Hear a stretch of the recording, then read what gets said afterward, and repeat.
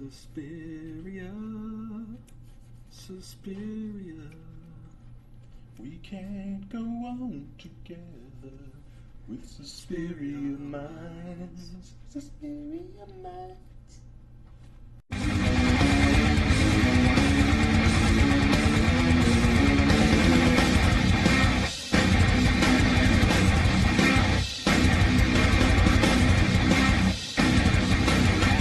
Hey everybody, welcome to the Late Horror Show. Back. What is going on? Where are we? Where have we been?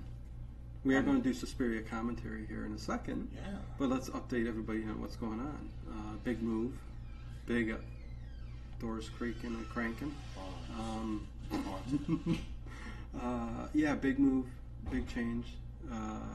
Stuff like that. Just a lot going on. And we are back. The Late Horror Show. We got another commentary for you. Yeah, we're going to build up again here. It's a little bit. So yeah. We just couldn't wait. We're trying to fix the set. We're going to work on things and get things, going again a little bit different. But I got all my toys here. I'm setting them up, and we're getting ready for Halloween, so it's going to be good. Yeah. I'm doing the trivia nights on Friday night again. Yeah, I saw you did that the other night. Did Evil Dead. So if you're new, I'm Dino. Ted. And there you go. That's us. We've been doing this for over 2 years, 2.5. We're not 3 years yet. 2.5. About 2.5 years, maybe. About 2.5 years. So so we're getting used to a little bit of different setup here, and that's what we're doing, man. But welcome to Late Horror Show. If you're listening to us on iTunes, make sure you leave us a review, please. Give us 5 stars and comment there, because that ghost again. I know we got creaky doors here. I don't know what's going on. Get in that room. It's quite fitting for what's going on here in this movie. It's a little different. That's all I'm saying. We used to be in a dungeon. Now we're in a different area. So, anyways, lots been going on in the month that we were gone. Yes. Oh, yeah. We gotta mention, man. People been died. dropping left and Croaking. right. People got People croaked. Well, first we had George Romero, who, I mean, terrible. I mean, and that was unexpected because we didn't really know. Did we not do a podcast before he passed away? We may have mentioned it. I don't know. Okay. Well, anyways, you would have thought he passed away. Think I would have made a bigger deal out of it. Yeah, maybe the sleepaway camp when we talked about it a little bit. Oh God, don't remind me of that one. Oh, that was great. Don't remind Ted of sleepaway camp. And loved it. And then we had Toby Hooper just passed away. Yesterday or the day before. Yeah. I didn't even catch wind of what the cause was, but we've done a few. You didn't catch wind in the cause of what caused his death. I mean, I didn't read. I thought you blew wind in the tunnel. Oh yeah, when I heard about it. Oh, okay. Oh yeah, right out. Yeah, rest in peace, Toby Hooper. But yeah, we've done a few. We did a big 3-hour Salem's Lot commentary.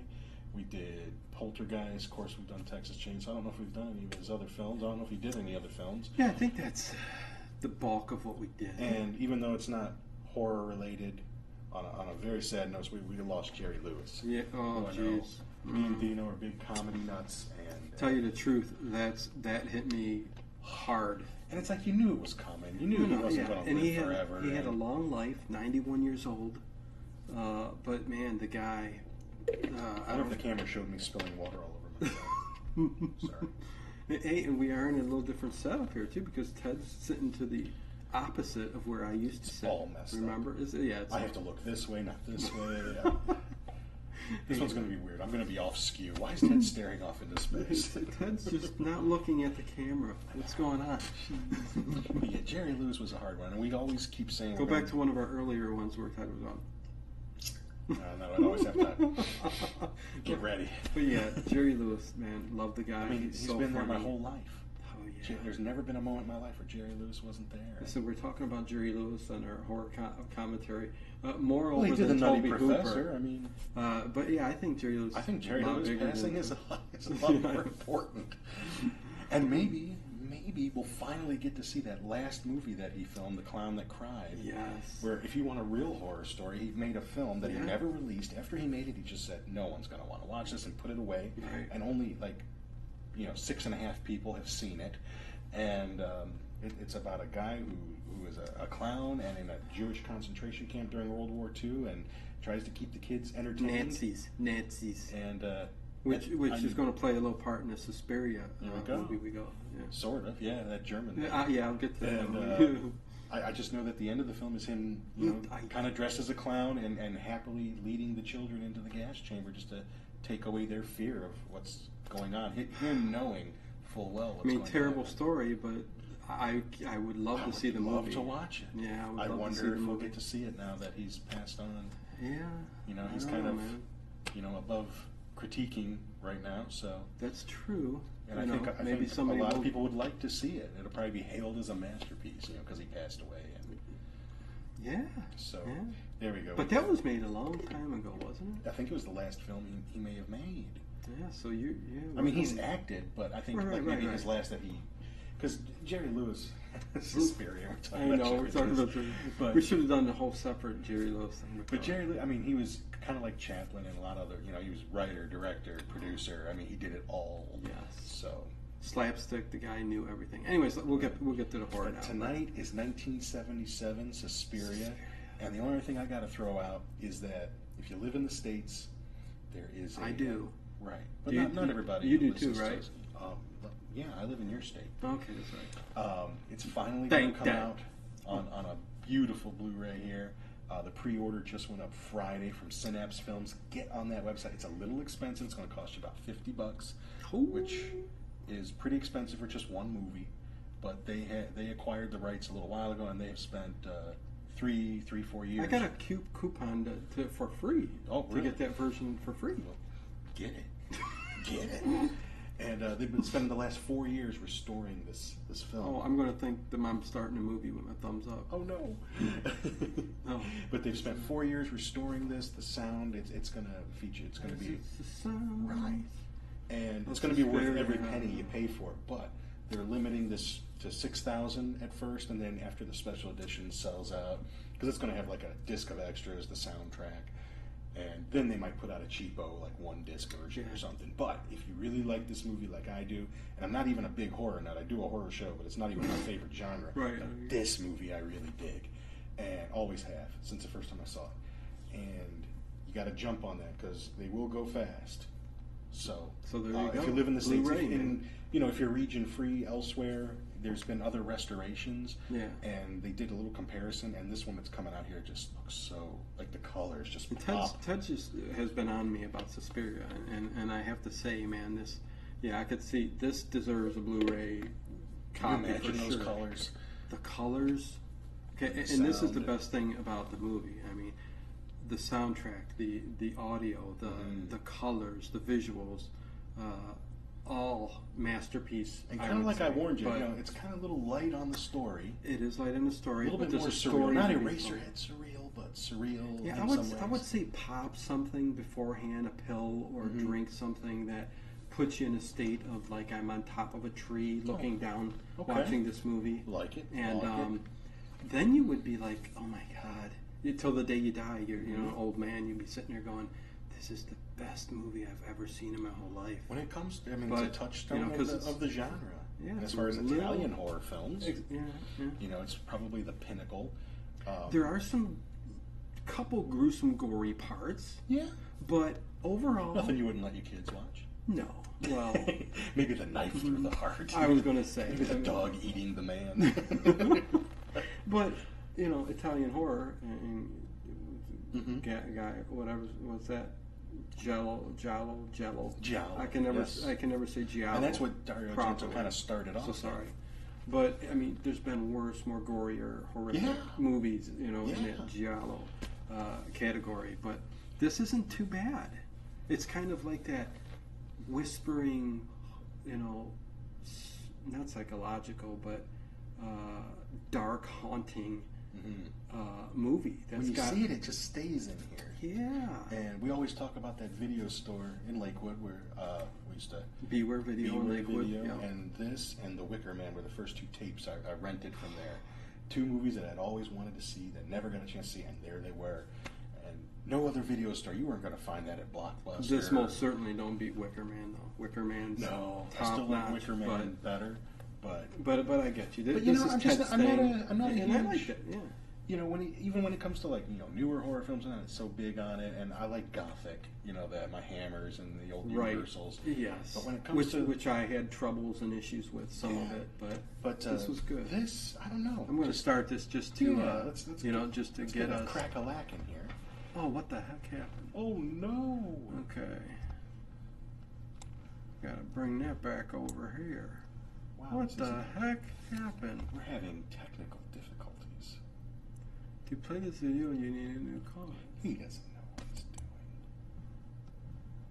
doing. What the heck? Oh, for the love of Mike. Oh, for the love of Pete's sake. Oy vey. We'll get to this, guys. Well, there, I see me back there, so that's good. Yeah, let's get this movie. Oh no! What do you just like do? See, Dino's got like 2 monitors. I only have one. I don't know how that even works. Do you drag stuff from one and bring it to the other? And it's neat. Hey, this is weird. What's going on here? Sorry, I think guys. he would have tested all this before we got started. Okay, here we go. Okay, anyways, there we go. So do I look Movie this up. way? No, right there. Well, yeah, you I look can that now. way, but now I gotta look over here. Yeah, that's Jessica Harper. How do you like Jessica Harper? She's kind of cute, huh?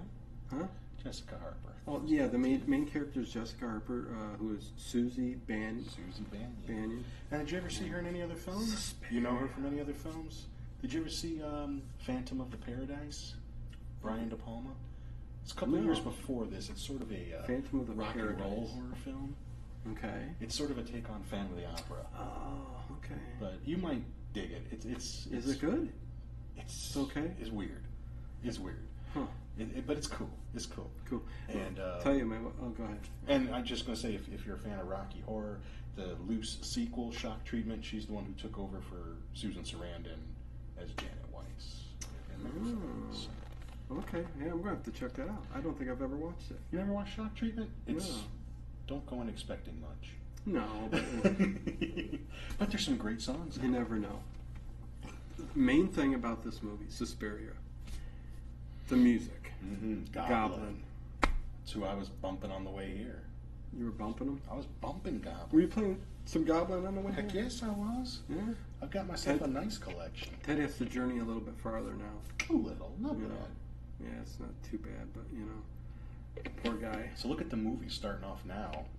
We've got this red, you know, that deep red, Mhm. and we see Susie Banyan. What is she's exiting plane? She's from New York and coming to New Freiburg, York. Germany. Freiburg. She's a Freiburg. Oh, I thought it was something. She's again. a dancer, and she's coming to Yeah, ballet. to the oh god, it's gonna escape me now the name of the school, but she's coming to a prestigious dancing school in Freiburg, Germany, to specialize in whatever form of dance she wants to specialize in. Which we'll get to. The school itself is like Right. I don't. Well, okay. But that's the whole point of her coming here. She's been accepted to this very prestigious school. We're going to find that this school is mostly just a front for a coven of witches. Coven of witches. And yes. we will find it's Mother Suspiriorum, the Mother of Sighs. That's the name of the witch. And this is actually, while Susie's trying to hail a cab here, And no cab wants to come and pick her up because it's pouring rain. So why would you not want to pick up this hot little piece of and she's I don't know. She's got a couple suitcases. She might want him to pick them up. Something with these Italian ladies in these films, they never wore bras. Oh, yeah, they don't have to. You know, They like them to sag a little. And no, she's petite. She's petite with a little couple of She's not you know, Italian. well, she isn't. Not in the movie. She's a New York City girl. But she's an Italian actress. I don't know if she's an Italian actress. I think she Jessica is. Harper doesn't sound Italian to me.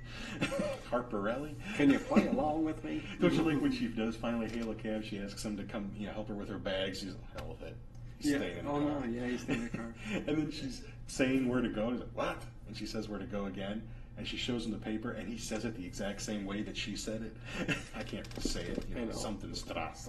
That's the restaurant. Yeah, whatever the school is. I mean, I can't remember the name. We should be prepared with the name of the school. Yeah, well. But it doesn't. Well, I mean, doesn't it's in a really- foreign dialect, and it's just. It's not the thing I'm remembering in this film. But No. Now, are you aware of like the trilogy, the loose Oh, trilogy? what? This is the first of a trilogy of films.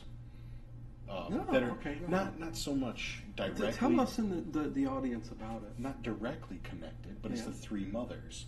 There's Mother Suspiriorum, who's the mother size. The next one would be Dario Argento's next movie, Inferno, which deals with the Mother of Darkness.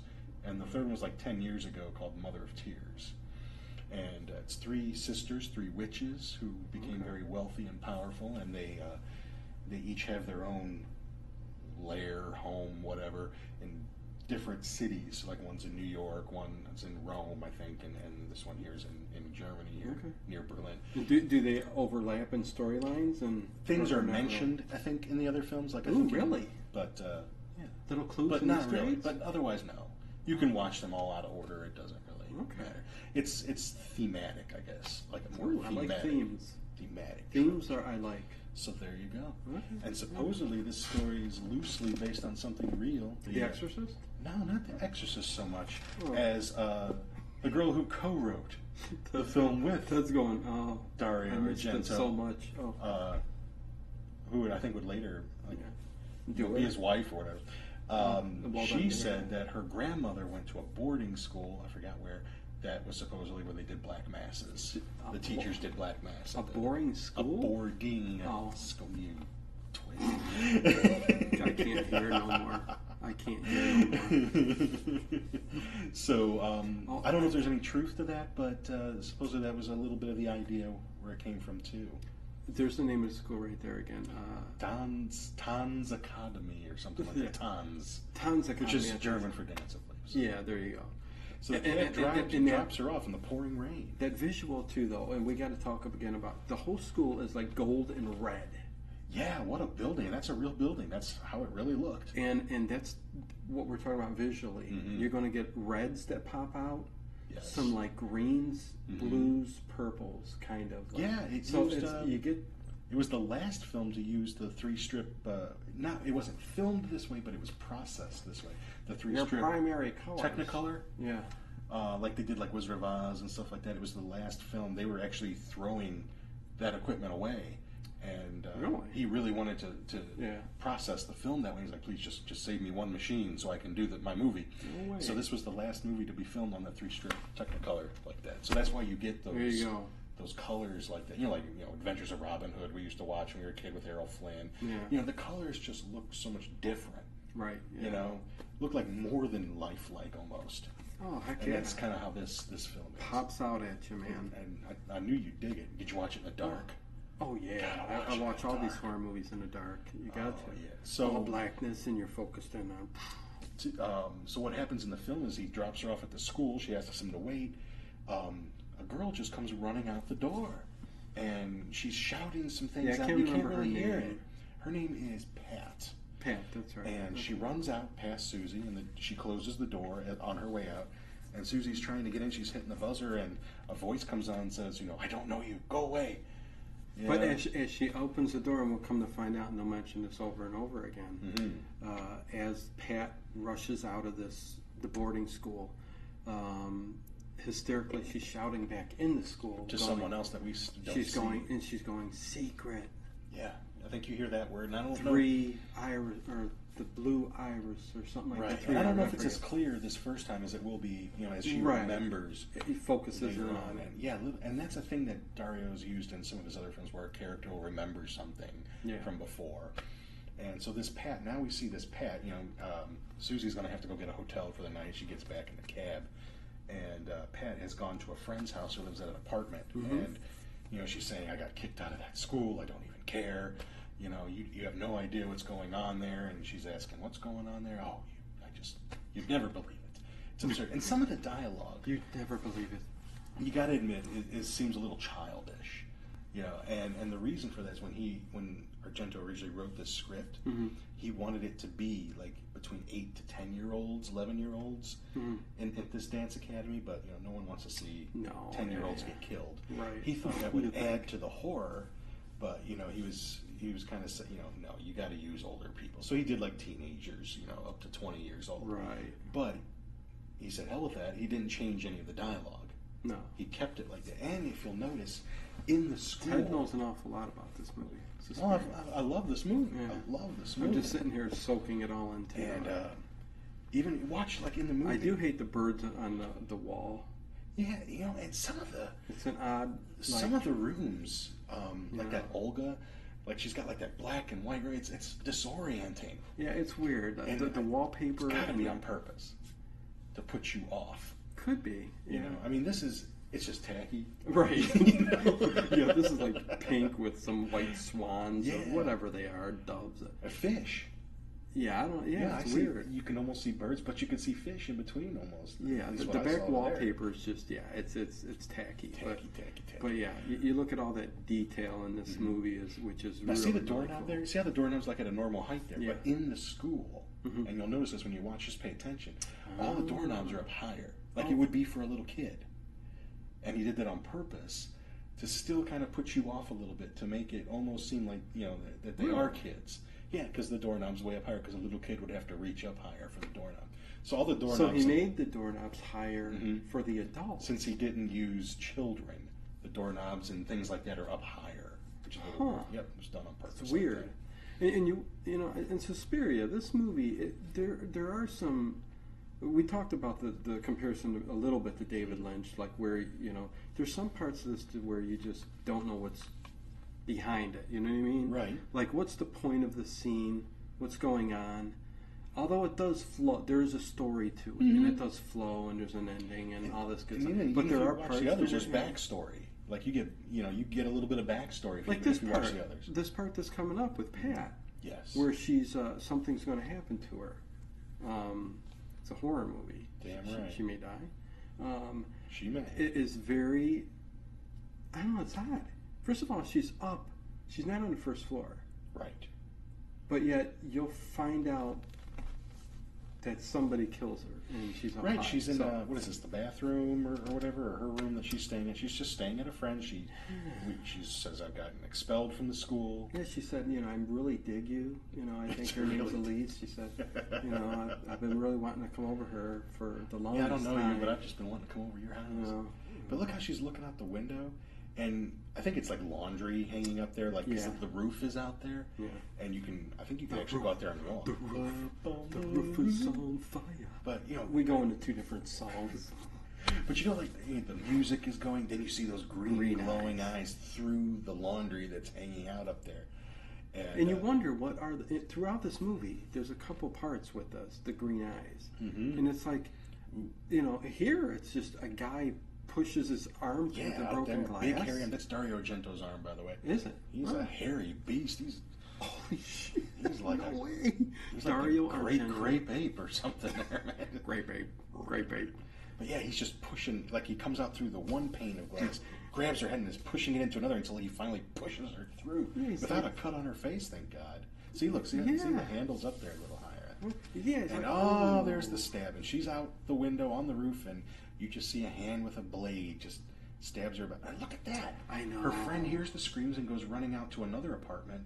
But just the balcony and the way that the walls are inside the lobby of that apartment. I've never seen any like set design like that before. Stark. It is very, very original Mhm. and very different. I don't know what kind of what artistic name you would give to that, you know, in the art world. I mean, I'm just wondering if But- that was a real place. Like, is there a place that really looks like that when If you it walk in? is, that's I mean, look at that's that. weird, like this man. scene right here. You know, the green doors.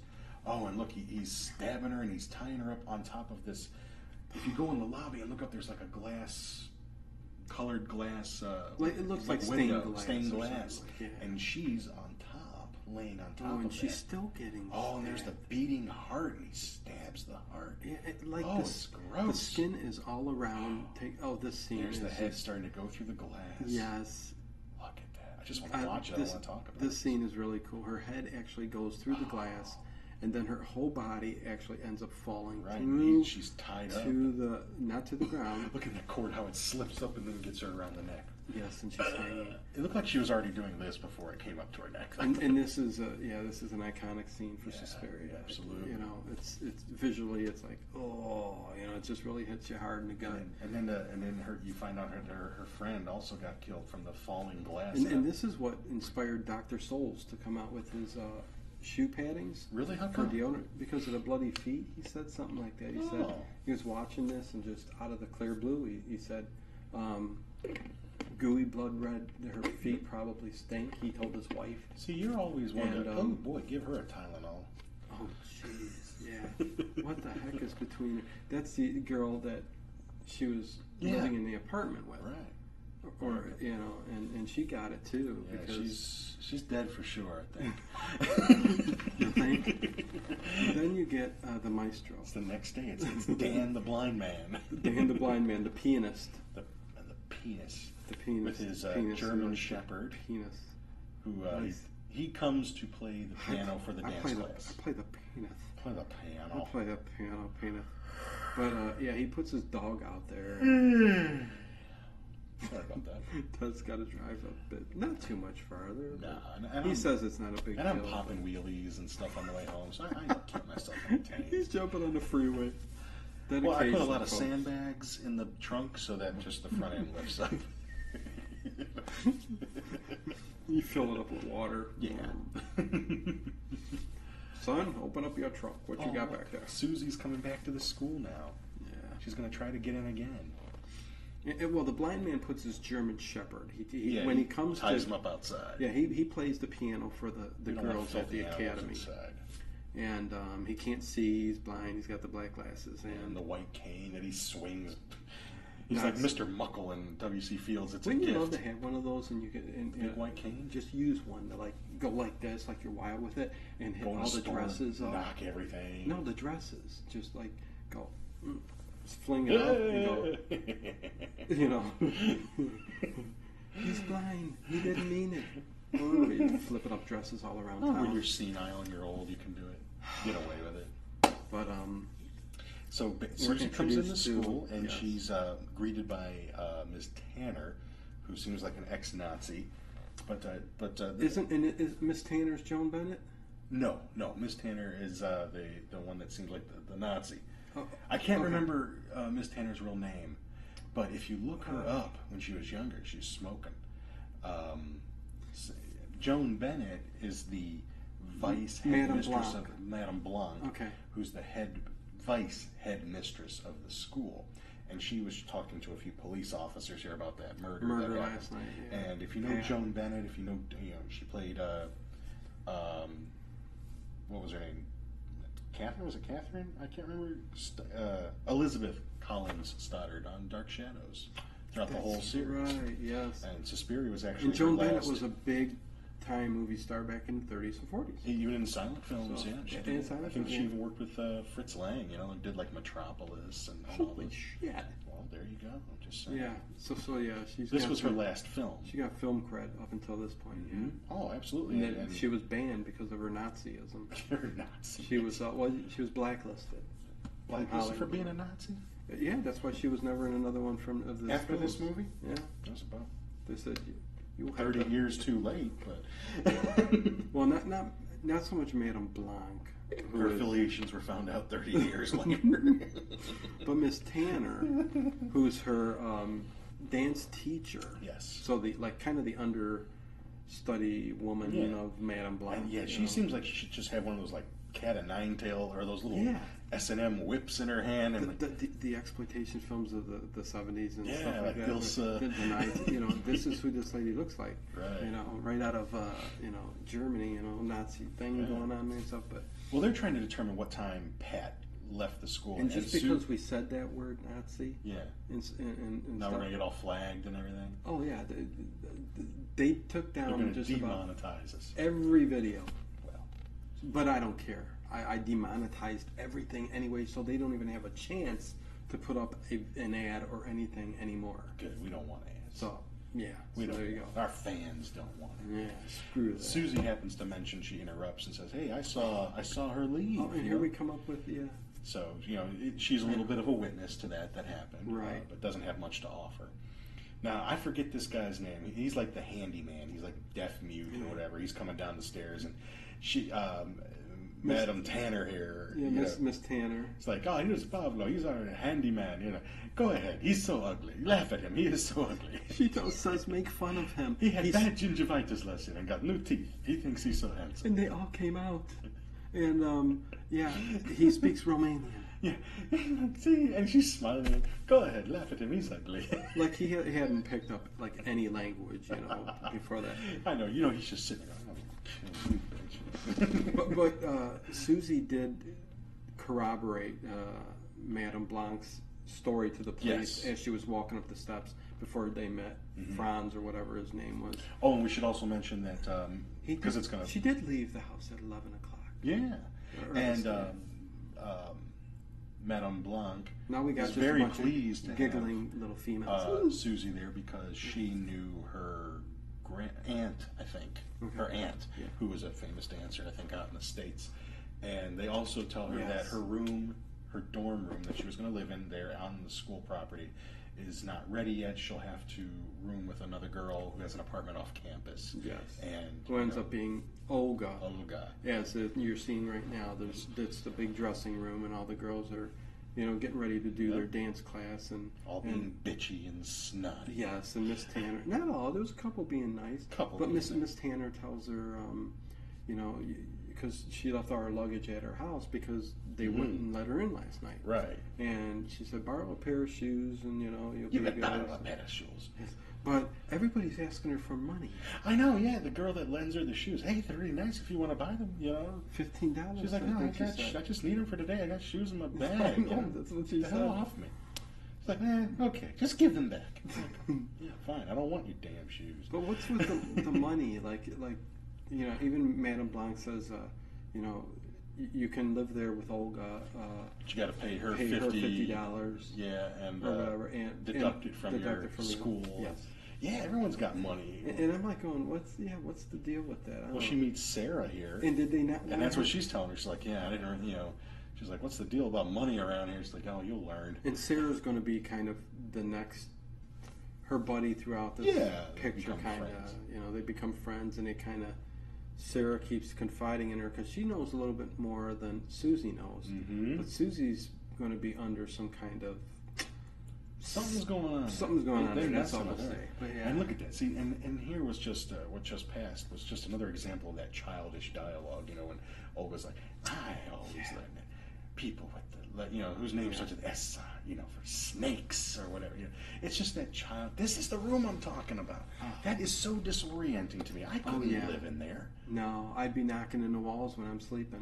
I'd be turning the corner and go to the bedroom and knock your face. Dark black and white. I don't know if it's flowers or shells. Underwater. I have no idea. Yeah, it's very odd, but it's black and white, disorienting. Yeah, that's a very odd scene if you watch the movie. And the Olga looks a little bit like she's got big black Princess Leia hair. I was just going to say, she looks like she's got her Princess Leia do going on here. Yeah. Exactly what I was going to say. Bit. She's got the cinnamon buns. And here comes Ashton Kutcher. A little bit. A lot. This is Ashton Kutcher, and he's asking for Mia Kunis. What? Mia Kunis. What a name that is. From that 70s show. Oh, she is hot. She looks like a rummy. Don't you just look at her and figure I know who she is. But every time I see her, she just looks like she's got a bottle of vodka or something stashed somewhere. She just strikes me that way. She looks better now than she did on that 70s show. Like she keeps, like vodka in her pineapple juice bottle. And Jesus. if you were to actually put pineapple juice in, she's like, who put pineapple juice in my pineapple juice? So for some reason, in your head, you picture her as a drunk. Yeah, I don't know why. Yeah. Interesting. I don't know why. I just... Anyways, Ashton dark Kutcher bags under her eyes came and all that crap. From the studio and brung Susie her bags. And he didn't ask for money. Go figure that. Where did he get the bags from? I don't know. Because they weren't. She didn't have them at the school. Right. Where did she put them? Maybe he ran to the hotel that she was at, or the bench that she slept under. Was she on? Exactly. Because we don't really know where she spent the night. Yes, that's what I was going to say. Maybe he grabbed and brought him there. But she invites him in, and he's, no, I have to get back. I have to be back for supper. They get very mad if they're not there. And yeah, and he goes, I own the pants. Very good, very fast. Good job done. And what do we find that Olga says, he must like you, but she's like, he doesn't have any of this, no money. And we'll find out that because he's a student, but he can't make his rent and Madame Tanner, Suzatza, or Madame Blanc has him Fraulein has them under her control because, right. you know. Oh, and here's Can't where pay for Susie's, it. because they're talking about Pat, Mm-hmm. and Susie then starts to remember. Yeah, well, like what you were saying, Iris, Secret. Yes. You know, it's just like, it doesn't It's really make any sense. It's the blue iris, I think. I don't know if she even remembers it purple. right away. I don't even know if she. I mean, but later in the it will be movie, blue. Yeah, okay. But I don't know if she even Reminds me of right Blue away. Velvet, where you see the blue Hey, roses there's one at of the our beginning. shows. Check that one out. Yeah, you see the blue roses at the, I love that scene. But yeah, Olga's got that big hair. Okay. Then you get Ashton Here's Kutcher what these, dancing. This ain't dancing. Look at this. God, look at the hair on that guy's chest. I mean, I'm sorry.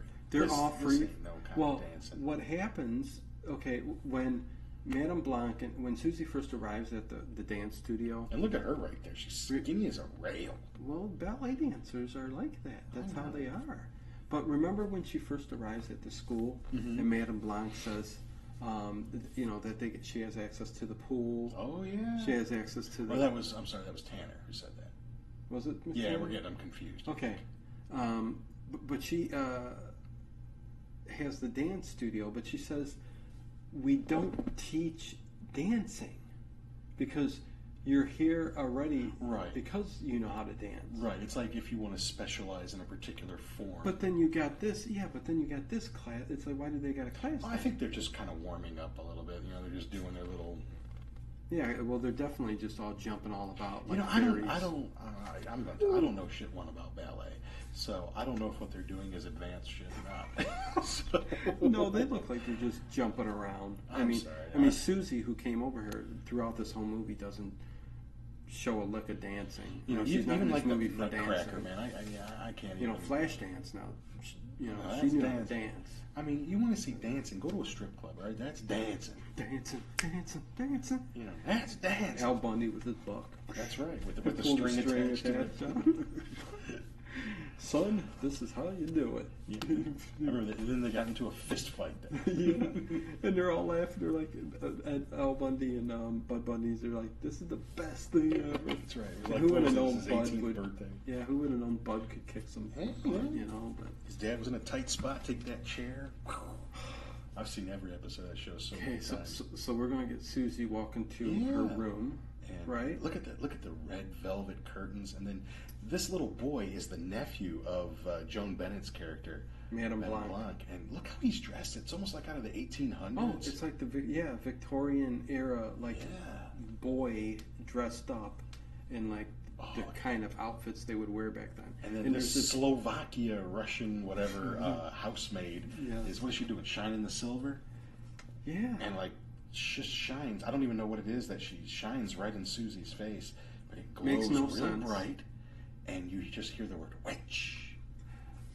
That's another thing. Yeah. We should mention this throughout this You movie. hear that word? Well, and throughout this movie, you get this. Goblin did all the music for this, right? Yeah, yeah. So the sound effects all through this movie are like, I mean, a very They used weird. a lot of weird kind of instruments and things Yes, to get and those you get that sounds. all through this movie And, at weird times. And at times you're thinking to yourself, you're going, you almost think that the actress is hearing this because they make it seem like that. You want to know why? Why? Because, like we were talking, they did all the dialogue, they recorded it Yeah. afterwards. Goblin had already been working on the music. Dario Argento, while he was filming this, would play that music full blast as loud as he could Really? to get them in Yeah. that mood. So you're right. They were actually hearing the music. I noticed something about Yep. this. See, I did not know that, and it's all the dialogue was recorded after. They all went back in and dubbed their lines in. so there you go. Very unique way to this film Right. when it And comes it's- to the audio. They'd be acting here, and you'd hear someone getting the other set ready, hammering nails and sawing and stuff like that, because they know they're not really recording the sound. Yeah. They're going to go back and do it later. So he would play that music. Ah. Yeah, you're right. Because it stood out so awesome catch, yeah. stood out so much for me. I'm just like going, and it's very intense, and it does bring to the viewer watching it on TV or whatever. It stands out, and you're like, Yeah. I mean, it got me, man. That's an I'm awesome like going, catch because they were Holy actually Moses. hearing it. And it almost seems like whatever's happening there happens when that beam of light hits her. Yes. Because then she starts to get all weak and and she can't dance. And this has something to do with the witchcraft. I mean, evidently. Well, they need these young, whatever the spell they is. need this young blood to stay alive. These are not Harry Potter witches. These are real. We're gonna kill you witches. So yes, they're gonna do you. And it's a whole little cover here. And we'll get some little background information on who's actually, because the person who's actually in charge of this school is someone named Helen Marcos. Helen Marcos. Marcos or whatever. Helen Marcos. Emigre from Greece. But there'll be a little backstory on her later on. And I think in the other film she even get a little backstory on like why she is the way she is at the end of the movie. Backstories. I mean, one guy was talking about this like giant mole on his back. I mean, backstories are just very interesting. Yeah. And he said it would inch its way down every The mole would inch week. its way down? He said he watched it for weeks, and it would inch its way. How do you watch it if it's on his back? He'd look in the mirror and go, what? Because you know how you sometimes you get a mole on your back, and you just look at it. It's not healthy to sometimes get a mole on your back. I get like a zit on my back and a mole. And he said it inched its way down, and like a month later, I don't know, some kind of witchcraft has to be going on there. I guess so. And before he knew it, it was down by here, until it like kind of creeped up the crack. Creeped up the crack, creeping on a come up. He said later that night he pooped a mole. Wow. But those are backstories that I really enjoy listening. You should write those down.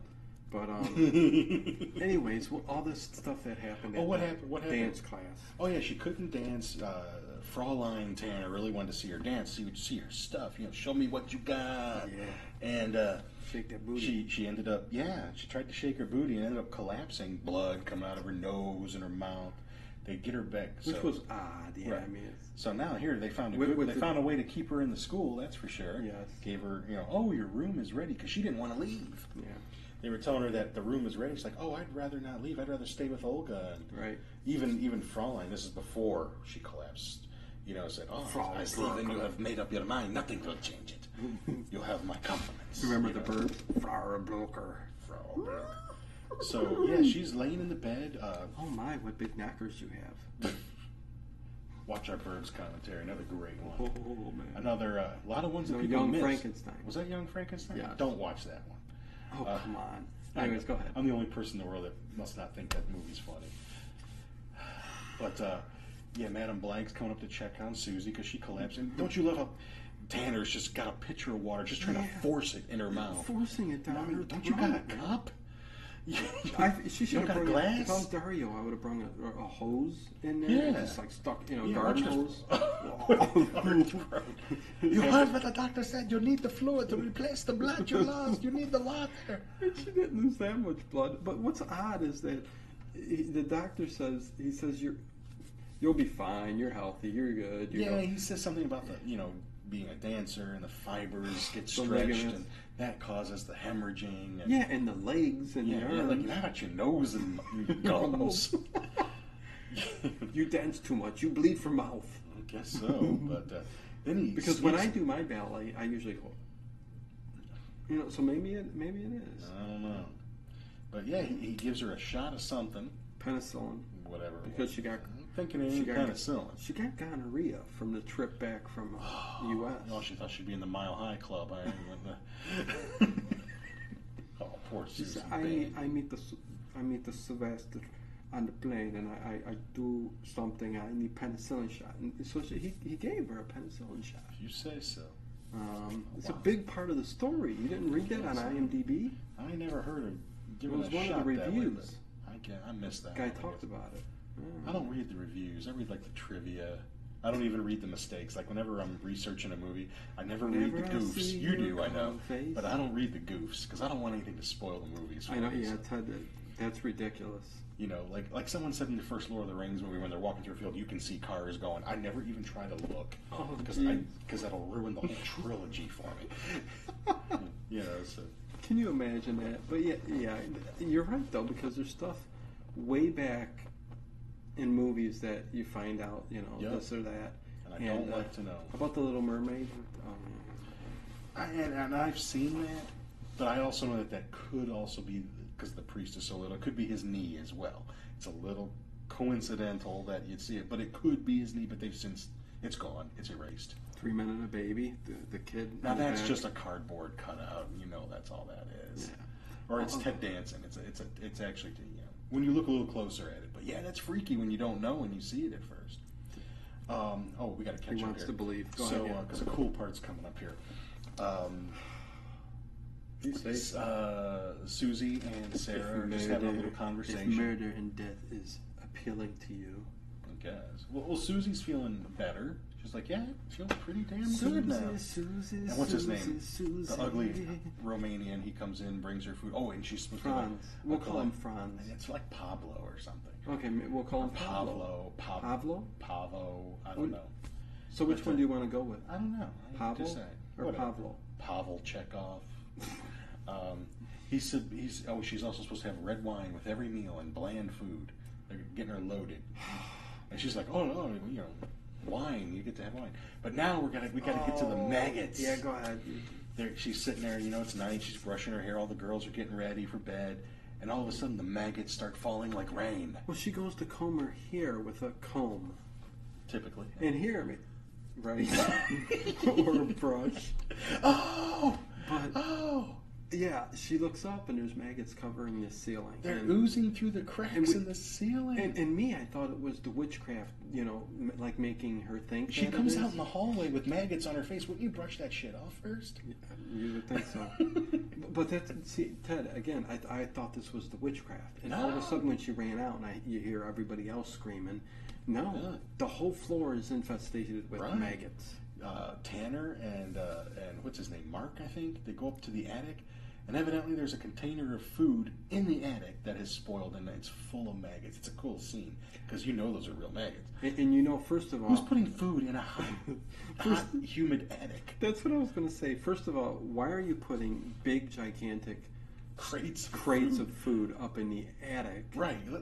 Hey, go up there and get those sides of beef up in the attic. Okay, I go upstairs. And bring it down to the, from the top floor to the bottom floor where the kitchen is. Oh, you hear the crunching when they're walking. Oh, look at her, man. Look at those kiss boots. Yeah. Wouldn't you just love to make love to her? And all she's got are those boots on. Again, yeah. I like them boots. But anyways. She's always wearing that suit and the tie.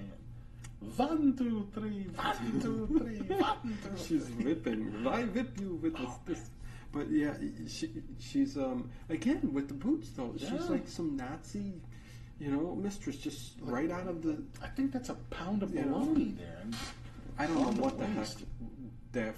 But evidently there was enough food that rotted up there that the whole upstairs was covered with maggots, floor to floor. The maggots are falling like rain. So they come downstairs. It's a song by Guar. And Madame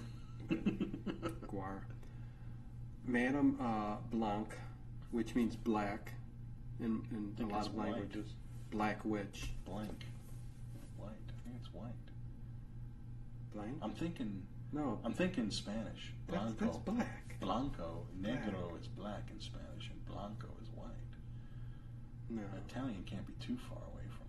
Madame Blanc is black. As in black witchcraft? How about there? Do you see me? Maybe. Another thing about this is they talk about this later on about witchcraft. I could talk about it then. I guess I will. All right. Right now they're black witchcraft and like there's black no witchcraft in the dormitory here to. But Madame Black brings all the girls down. Where are we going to sleep? Someone's going to talk and let us know what's right now. No one ever watches this far. Yeah, whatever. We're doing this for ourselves. Hey, leave a comment. No one ever does. Every time I know. If you got this far. Because nobody's watching it this far. I don't know. There's people listening this far, but not watching it. YouTube, they can't sit there and pay attention. They do listen. Then you said there was someone went and watched our Return of the Living Dead podcast commentary and left a comment something like, "You expect me to sit here and watch this for an hour and a half?" Yeah, it's like a troll. You gotta understand what we.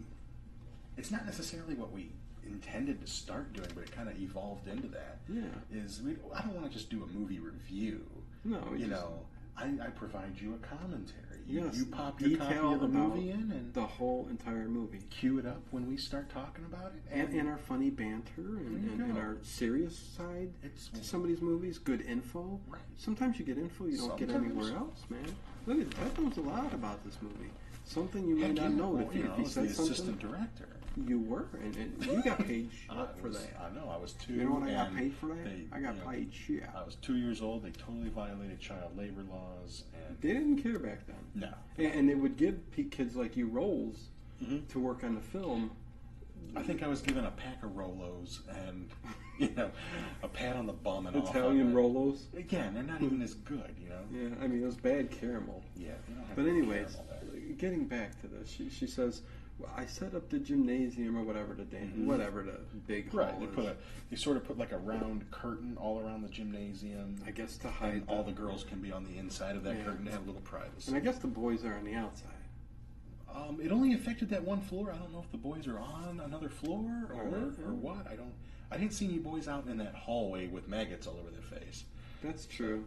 But Mark did come, but I didn't see any other boys. Yeah, he's on the other side. You're right. So he's on the other side. Yeah, but the imagery is very, very The shadow play. The shadow play, the red light against the white fabric sheets all around them. And the teachers who normally don't stay at this school are going to stay.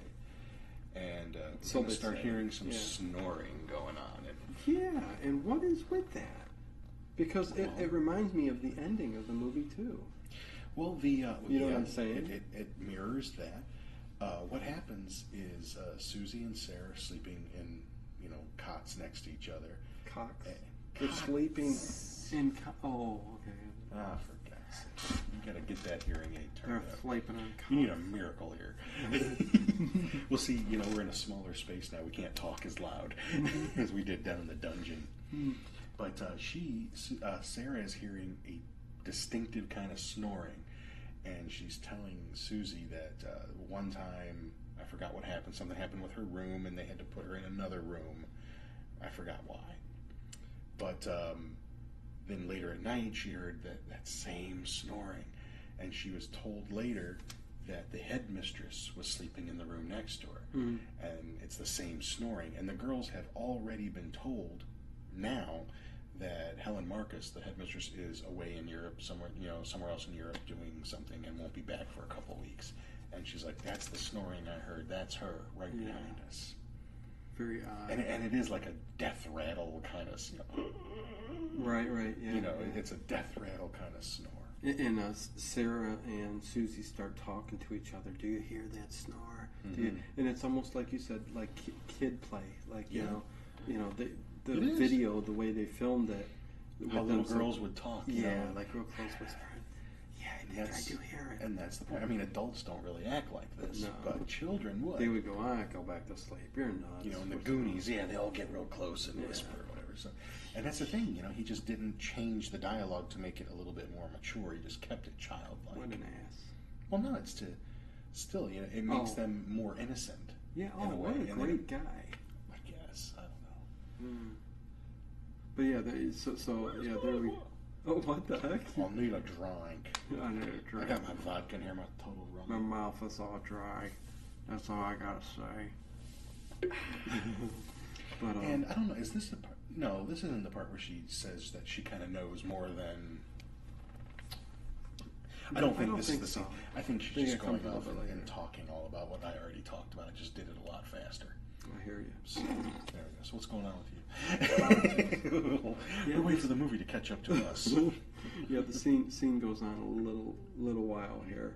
They did do also something different here. A lot of times, when you get those colors, they have like a gel filter they can put in the camera to do that. And they didn't do that. They used sheer pieces of colored fabric that they would put over the camera to give it that look too. It gives it a different look than the gel filter would. Dario Argento, very artistic man. You work with a lot of different, artistic people. The cameramen, the lightings, and things like that. Everything about this place, this dance place. Don't the walls here look like it's like carpeted? Yeah. And look at the lobby of the school. And the stairwell. Look at the banister. How it's just like it looks like pretzels on acid or something. Yeah, it's like, is this really is this really a real place? Well, you know, everything about it. You know, the angles. I mean, the sharp angles going Well, up there. even later There's on. windows that you can't see out of. Right. You know, So it can't be. There's got to be a lot of sets. It's a lot of things to. Some things were sets. Probably the exteriors. You know, were a real building. The interior was obviously, I think, built. But we got to mention that dog, Sarah does confirm with Ms. Tanner that you know the headmistress is not here. You know, she's like, she's here, right? And she's like, no, you know she's not here. She won't be back for a couple of weeks. Daniel, the blind piano man, has since returned, and his dog's outside. Yes. And he goes inside. He would never hurt a fly, but and who do we see? That Russian cook lady that they had, and she's walking with Madame Blank's nephew, the little kid, the little Victorian yes, child, and we hear the dog. The dog he doesn't start barking as they get closer to him, but you can tell he's getting apprehensive. Yeah, they cut away, and you hear that, like, him biting. You can hear him growling, kind of violent. And then Tanner comes marching up there, Nazi style. There we go. There's another reference for him. Yeah. And stop the music! Stop! You'll know what that filthy animal of yours has done. You know, and mentions that he ripped the arm off. He didn't rip his arm off. Right. He's going to pretty get much stitches. And the thing is with this is, well, first of all, he gets very upset and he goes, "No." I know, he gets completely off his tits about this. I mean, he's... My dog would not hurt a fly. How dare you? He's never hurt anyone before. The boy must have done something to him. But, Miss Tanner... Because that dog can sense evil. True.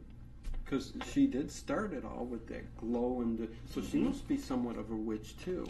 Well, although later on, everyone that works at the school are still there. She's still in the kitchen, though. So is she a kitchen witch? I think not necessarily a kitchen witch, but she knows what's going on. I think all the people in this school, it's all just a front for her. It seems though that she had the role to affect Susie the way she's been affected, and then the drugging her starts happening. And right, in the wine, I believe. So it's like, why is it the cook's role? This Russian, you know what I mean? They're all given instructions, man. You would think Madame Blanc or Miss Tanner or whatever. Don't you see Miss Tanner here in this scene? And she's cold-blooded. She takes the guy's coat and cane, just throws it. Yeah. The guy's blind. And he's... It's not his fault the dog bit somebody. And the view of him, of the angle of the film, is from the top. From the top as he's looking walking down, and he bumps right into him, goes down, picks up his cane and thing. But I'm not deaf, I'm blind. If this was the U.S., the dog would be put down, right? But here in this movie, she goes, "If I see that dog anywhere within this vicinity, I'll kill him myself." And it's like, did that to your dog, and you just... Who cares? That's what you do, man. You just police would go. Oh, you would think Italy too. Not a word to say, but or no? Wait, is this set? This is set in Italy? Yeah. This Germany. It's set in Germany, Freiburg, Germany. The movie is. It's an Italian produced and made film, but set in Germany. But it's set in Germany. Makes sense. How come I didn't? Okay, I catch some really good stuff, but I let that one fly right by me. That's all right. It's all right. The music part was a great because catch. You said this was a trilogy. It's a loose trilogy. The second one takes place in New York City. Okay. And the third one in Rome. Okay. I thought you said this one in Italy, but no, this one's like Germany. Yeah, Freiburg, Germany, which so I don't know where that is. Of course she's acting like a Nazi. She's still a throwback. She's a throwback. She's a throwback. Throwback Thursdays. So Susie, she had Sarah her wine. Comes in and there's even that scene, like you just see the glass and it's emptying. You can tell she's drinking it, but you don't see her drinking it. Right. And she's just. And you can tell she's drugged because Sarah at this point keeps coming into her room. Yeah, trying to talk to her. Trying to talk to her because she's right next door to her.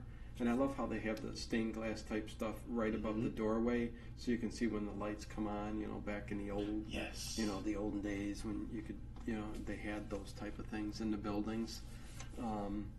But yeah, she just don't know. She's in and out of consciousness. Right, so. But she does come up with a good point. Is when Sarah's trying to talk to her about the teachers don't stay here. They leave, and she's like she says when they leave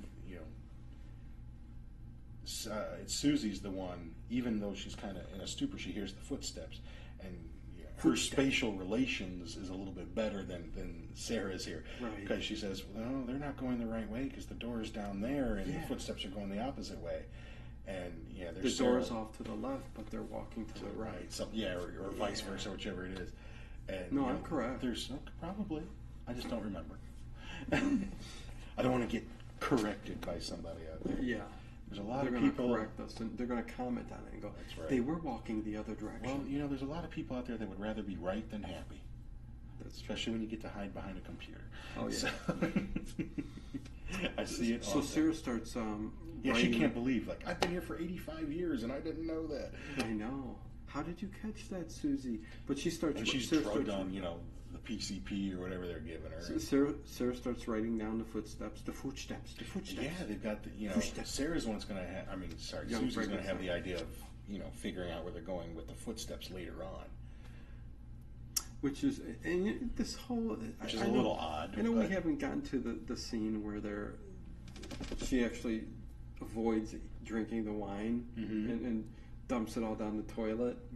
But, okay, I know we'll talk about it again when it happens, but when she dumps that wine in that sink and she's trying to rub it all out, I'm like going, was she drinking that thick of that stuff? Oh, it looked like tomato juice. No, it looked like paint. Yeah. It's like, are you really? It's all I know they did it for effect for the movie, but I'm looking at it going, this is disgusting. Why would they have even been drinking that? That's not even wine. Look at these guys smacking the shit out of each other. Oh yeah, a glimpse back to a big pub. Yeah, they're all in getting Germany. that. See, what do they call it? When are in they Germany? doing? They're not doing this Oktoberfest in Italy. This is. I know. Brain fart. This is a beer booch hall or whatever. Yeah, what do they call them in Germany? I don't know, but look at these guys hugging each other and grinding. We'll just call it a pub. They're guys all dressed in their kilts, and they're all having their fun. Little boy shorts and doing their dance. And the thing is that this is where Dan the piano man is. He's at the pub. Dan the piano man. Look at that! Look, bam, bam, bam! Don't be singing Billy Joel, man. They're doing. How do people like Billy Joel? How does anybody? I don't know. The only good Billy radio Joel host here. Oh god. I was gonna say the only good Billy Joel tape when I was growing up was a recorded over Billy Joel tape. A radio personality here by the name of Mike Trivisano. You guys don't know who he is, of course, because we're in the Cleveland area. But he was comparing Billy Joel's voice to was it Frankie Avalon or another singer? But one of those, some singers from back in the 50s and the doo-wop era and stuff like that. All right. And he played each one of the songs and he goes, tell me the difference between Billy Joel singing this song and, like, say, Frankie Avalon singing this song. Mm-hmm. It's like Rich Little. Billy Joel totally sounded exactly like this singer. I don't know. So he may have been a musician who took and stole certain things in music. Well, that's how music kind of works, what you grew up with, you kind of incorporate. I mean, look at Led Zeppelin. I mean, the voice. I love Led Zeppelin, but they stole lots of things. That's true. I mean, if you can make it your own, he was one thing. He was a host. Oh, we got a cool scene here. Yes, but he was a host on, what is it, like Sirius Radio? It's got a Beatles station. Yeah. And he was on there talking about one of the albums, and he would sing a little bit of each song. And, like, he sounded awful. Oh. I'm like, who's paying to see this guy? Oh, yeah. But well, here we got... as we can tell, I'm not a fan. So Dan is walking home across this piazza here. Yeah, I was going to say, it's kind of cool, but it's barren. Mm-hmm. Nobody within, maybe this is where the market sets up in the morning or something. Who knows? It's like one of those things. Yes. I don't know if this is a government building or an old church or, but something a big, like wide open. And of course he has his dog with him because it's a seeing eye dog. Yeah. He sees with his eyes for the humans who don't have eyes. Right. Thus, he is a seeing eye dog. And what is he doing? He's just spinning around? I don't know. Oh, the dog starts going off his rock or barking at something. And you got to also understand, the music. You're hearing that. I wish we could share that with you. I know. Just keep in mind that during all these cool scenes, there is cool ass music going on. Yeah, you're hearing. That's making you very uncomfortable, and you play very it really uncomfortable loud. is the key word. Yes. And get your old lady pissed off. playing it so loud. I'm surprised my wife didn't come down and tell me turn it down. Oh, you were playing that music that loud. But anyways, Dan the Piano Man's in the escort, and why he was escorted out of that pub, I don't know. Because he couldn't bring his dog in, so I think the barmaid was just helping him walk out. Okay. But yeah, evidently witchcraftery is going to happen here. Absolutely, because she's going after it's revenge. Yes. You know, his dog hurt Madame Blank's nephew, and look, you see the shadows. Something's flying by. Is something flying by, or are people walking by? No, there's no people. It's shadows. You don't think something it's the witches? Something through the air. See, because we're getting point of view shots. Yeah. It's almost like something's watching him. You know, and what is watching that? you, watching me. And later on, Susie, there's a bat flies through the window. Yeah, the most realistic bat I've ever seen. Yeah. I always feel like somebody's watching me, and I got no privacy. Anyways, yeah, look at this. So yeah, I mean, those go for a lot of money now. Those handles, those leather walking dog handles. Yeah. Is that for real? Or you just being I made you? it up. Oh, the dog goes shit show and starts biting his master. And what I think is, you could tell it's a fake dog too, biting into it. Well, the dog is probably easily controlled. Right. So because he's a dog, he's got a small mind. His dog bit one of theirs. The dog's going to kill him. He's going to die by his own dog, and not just be bit. Madame Blanc is going, how do you like it in the night? Oh, look at that. The blood squirting out of his mouth. And you just see it. It's not as graphic as it could have been. Right. But it's almost worse this way. Yeah. Because you see him pulling it like meat. Like pieces of his neck, and you don't see the body, but you see him doing that. And you could see it's the meat being pulled up with the fat and stuff like that. Yeah. And two cops actually who were standing there smoking the whole time. Well, they hear the music by Godwin playing really loud, and that's their cue. They come running across the courtyard. Hey, Pablo Luciano, go on over there. What you do? There's a guy getting eaten by a dog. Hey. And you could hear them when they're running on. Hey, what's the matter, you? Hey. I would love them to have inserted Peter Sellers in here. Oh, this is a very... You have a lot of songs for that dog. Does your dog bad? The guy says no. Don't usually, no. I thought you said your dog didn't have bad. It's not my dog. Oh, I love it. Oh my God, is that Shot in the Dark or Pink Panther? No, it's Pink Panther Strikes Again. When he goes to pet that dog and it just grabs his... It's not my dog. Peter Sellers. Oh, does so your great. Dog bad? So great. Does your dog bad? Oh, Peter. Especially as that character. Oh my God. Yeah. How can they even try remaking those movies? You know, this movie's has already been remade, by the way. Oh, I know. I haven't. Did you ever watch it? No, it hasn't been released yet. It's supposed to come out, but really? It's in the can. There wasn't a remake of this already? Oh yeah, there was, but it just hasn't been released yet. I know. I mean, I thought there was one that was actually already released, like 2009 or something. No. You know, and I'm losing evidently Argento's not too happy about it. Really? Well, you know. No, I know. Why take a work of art? And that's what he considers this. In this scene, you know, they're just talking about whatnot here. But yeah, if anything, the visuals and the room itself is more interesting than any of the dialogue taking place. And I'm not going to rail on remakes anymore. I mean, just... No, I know. You've always got the original. I mean, I guess you got to be curious what the remake's going to be like. I know you're going to watch it. No, I won't. You won't? Probably not. I mean, you know what it is? Interesting. It's There's a handful. You know, when it's an original idea, say like a Suspiria or a Halloween. They're going in the water in a minute, but go or ahead. a Nightmare on Elm Street. Yeah. Those were great ideas. You know, they were. Or they were, you know, like in Halloween's case, you know, a cool idea done really effectively. Yes. And then you go and just try to remake it. Times. And even though the Halloween remake did try to do something different, I will say, you know, for the most part, you can't really touch the Rob Zombie one. You mean? Yeah. You can't really touch the OG. And you know, but if it's based on a book, like somewhere down the road, someone's gonna remake Silence of the Lambs. It was a book first. I don't really have a problem with that because it was a book first. You know, you do another adaptation.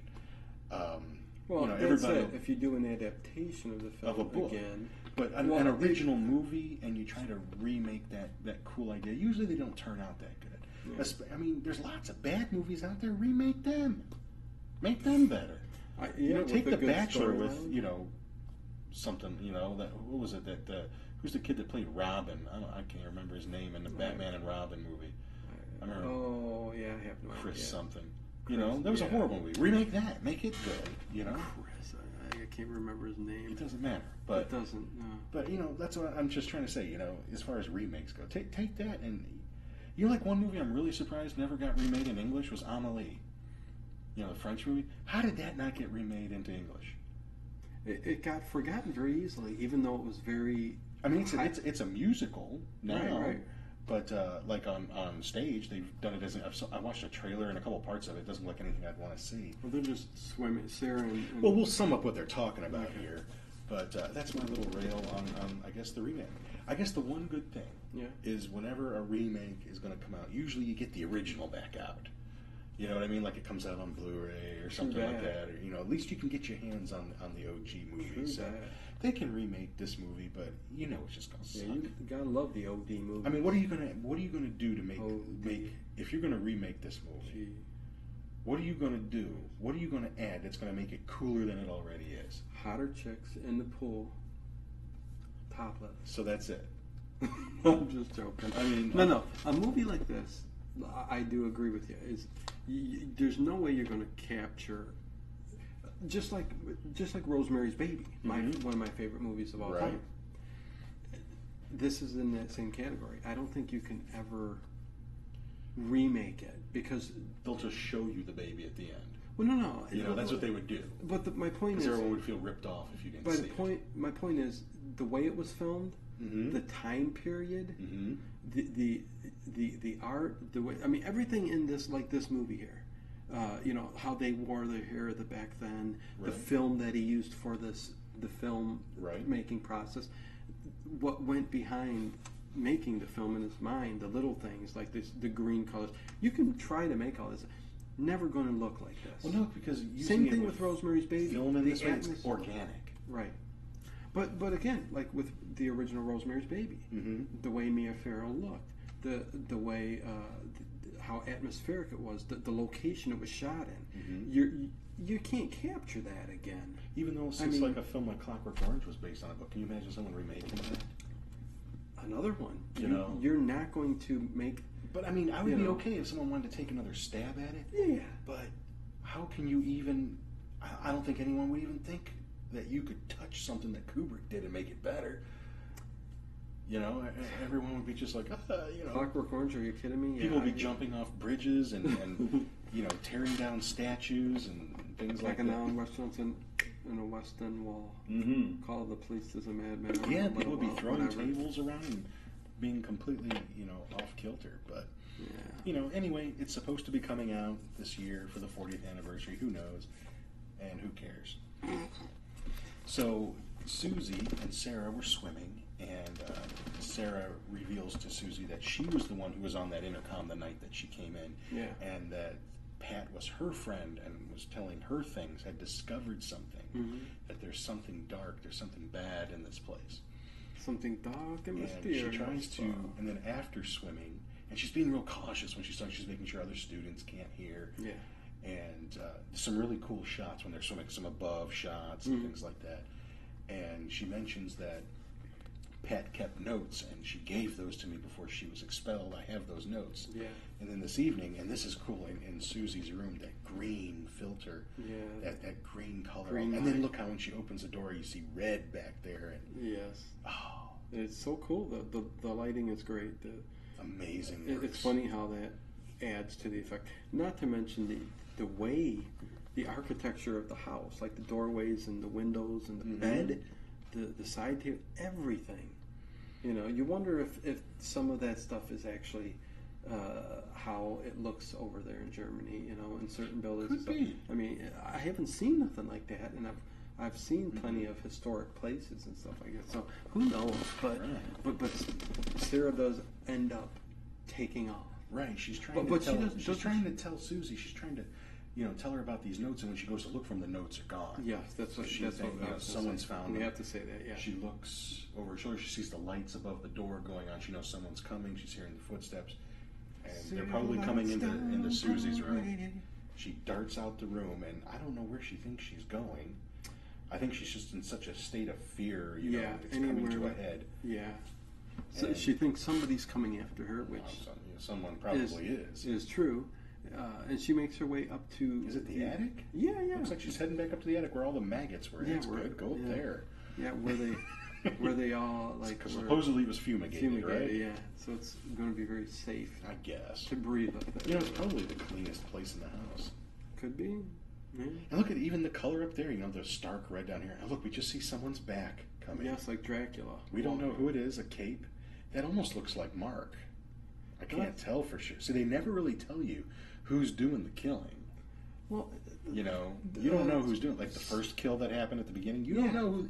You know it was a man's arm, but you don't know who it was. I know that was a hairy Dario Argento. But as far as a character, we don't know who that was. Right, and then Sarah. This is technically going to be no. No. Dan the Piano Man was the second killed, and that was technically by the dog. Right. So this one is going to be. Well, she's going to end up killing herself, but... Well, sort of. You know? Well, she does get they do give her that coup de grace. That's true. But yeah, you see a case just open up, you just see a straight razor in her real quick, and a little flash. Yeah. And so Sarah's making her way through the hall. What does she just like bump into the wall and the door opens, and for some reason, wisely, she doesn't go in there. She decides to, stack up some boxes and go through a little window and jump through a room that's full of razor wire instead. Oh, you just jumped right through. Yeah, I know. Through the whole thing. There we go. Yeah. Well, yeah, a little hand comes out, knocks her into some. Look, she busts up like 2 panes of glass. Not a cut on her. Oh yeah, okay, never mind. She's all slashed. This is that's why I said I was wondering why you jumped right to the barbed wire scene, because this is a whole prolonged scene here that's kind of interesting and unique to the story. that straight razor coming through the door could easily lift that latch, but it's like he's just teasing it. Yes, she ends up going in through the one room, and yeah, it's an old like latch style lock that's on the door, and like you said, that straight razor like blade, it's just but it's playing like it can't really get it up over and open it. Yeah, when really you just need to get a big push up, but he's playing, and she's just like, at first she just cowers down, and then she comes up. Like a kid would. Yeah. And then she kind of gets the idea, I'm going to take all these things, because she sees a window up there. And she puts all the suitcases and starts stacking everything up there. Stacking those boxes. Yes. And, there she goes. Way out. She sees the window, and she's like, which is funny. I mean, there's that window there, which is really kind of like a vent type thing. Probably. Because it's going to not go outside. It goes into, like you said, she dives right through. And they always run like they say in these movies, they always run the opposite way that they should. Look at that razor just teasing. I know. It goes click. Yeah, I mean. Oh, you got one big. I was wondering that whole process, like, why are they taking so long doing that? It's to tease them, man. Maybe it's because they want to lead them into that room. Because it's the only way out. I guess. And I guess they put all that shit in there for a reason. I was wondering if we're gonna need all this razor wire at some point. Maybe it was some old stock, barbed wire from the Nazi concentration camp. Yeah, we'll just store it here at the dance school down in there. But she doesn't she even see it in there when she's climbing through? That's what I was. Well, she's looking. Maybe she doesn't realize what it is. Because it does. I mean, in real life, it was just a bunch of wire. Yeah. But this actress still, sustained some injuries. The old. Oh, really? Yeah. Oh, yeah. You got the old trying to get over to the door. Instruments on the back. Oh, and she dives right into the barbed wire. In real life, it was just a room full of wire, but she still got pinched and cut by it and stuff like that. So she didn't get through all this without injury. But in the film, this is supposed to be razor wire, slicing her up. And I'm sure if there's a remake, this will be all right. I'm sure they'll do this scene differently. It'll be like Saw. You know, it's not going to be just a room full of wire and she jumps right into it. So, but it is a kind of another prolonged scene where she's just. Well, this is about the most gangsta shit you can do. You're in a room full of razor wire, and you can't get out, and you're still working. She's not stopping. I'm gonna get over there. Yeah, I'm gonna, I'm slicing the She hell does- out of my She's working her way. T-ots, to the- but yeah, sliced off nipples. yeah. And, you know. I'm gonna scream as loud as I can, but then that almost looks like a woman's hand that time. Yeah. It was in a black, like, That's the glove. funny thing, because we don't ever Yeah. know who's actually doing the killing. That. I mean, we know who's leading it, who's causing it, but Oh my you're God, yawning both for a yawning. change. I don't think I've ever seen you yawn this early at night. God, yeah, I'm yawning. a You're bit. up all night long. Or are you getting up early now, right? I'm getting up early. Wow. Getting to be like a regular person now. Yeah. I'm no longer a vampire. I've been transformed. There was a time I couldn't call this guy before 3 o'clock in the afternoon. The guy had to sleep. Oh my God, yeah. Up all night listening to Coast to Coast. And Well, you know, yeah, getting a routine. But anyways, yeah, they just show her. So Sarah's dead, and right. Susie doesn't know that, but she says, "Hey, Sarah's gone. She's Yeah. And Tanner? Miss Tanner Tanner mentions that she and left. Mark. You can even ask Mark, and you could just tell the way Mark's saying it. It sounds like he's been fed a story. Oh yeah. Yes, I heard her walk and get into a car. She must have gone somewhere. Yeah, she left like she just said. You know. Right. I mean, it sounds like it's just a story he's been fed, and obviously he's under the influence of this coven of witches. And here. Susie ends up trying to call her Sarah at her house. Or Well, who she's calling right now is when they were having that conversation in the room. Sarah had mentioned a friend of hers, a doctor, a psychiatrist. It's actually her psychiatrist. got a friend. I forgot his name. Don't we have it written down here somewhere? Dr. something or Dr. other. Frank or Dr. Dr. Milius? Frank Mandel or something Or like Dr. that. Yeah. Mandel. And, Howie Mandel plays in this so only for a little she bit. calls him at first. Maybe he's heard, because it's the only person she knows. It's the only clue she's got. Yeah. So she tries calling. And she's going to go meet him. And they've already started, they were already talking a little bit about witch stuff. And that's what she's going to talk to him about. This is Udo Kier, very famous actor. A lot of horror films to his credit. A lot of other types of films, too. The guy talking to Susie? Yeah. Yeah, he's been in... He's got a very small role in this film. Yeah. Did he get blacklisted, too? No, just a little small part, but he certainly had starring. I mean, he was like in those Andy Warhol, like Dracula, stuff like that. Yeah, that's right. He's been in plenty of films. He was in Willy Wonka, too, wasn't he? No, but he probably would have been just as eerie in that. Mm. But he's plenty of stuff, plenty of movies. You could look him up. Yeah, but you're right. A small part here for an actor like him, and he admits to being. But a very good acting role. Yeah, he's perfectly adequate, I guess. Actually, in truth, what I was reading is that he didn't have hardly any time to look at the script. So there's a guy laying on the bench behind him. His eyes are very strange. Yeah, go ahead. Feeding him his lines while they're talking, Really? telling him the lines to say. But yeah, now I see.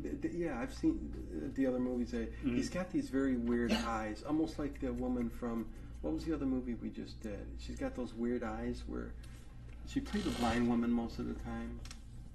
You know what I'm talking about? I can't think who you're talking about at the moment. Okay, that's If you mention the movie, I probably. I know. I'm trying to think again what movie that was. But anyways, what gets me in this scene though is and this is what I was talking about earlier.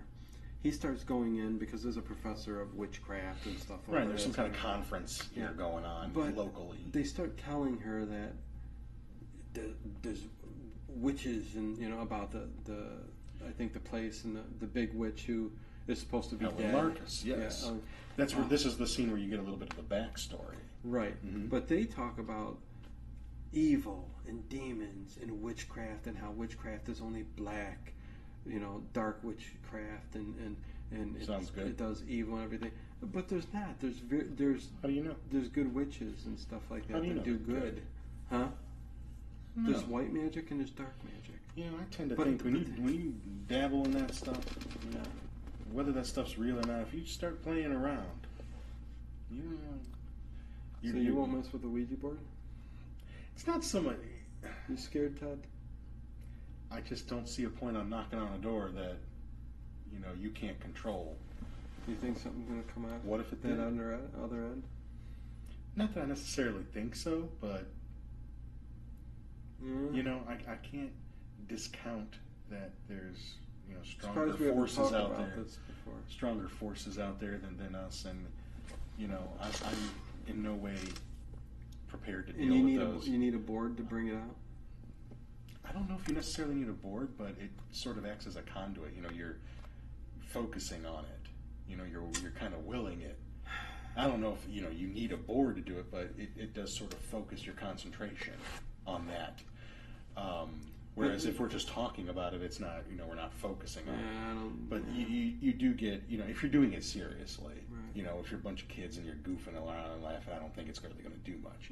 But, if you and I were to sit there and we're actually trying to do it and focusing on it. Pin our blood on there and stuff like that and summon the earth with the land, the water. I would rather not deal with, I almost see it as like religions too. I'd rather just not deal with those things. It's just a bunch of weird people.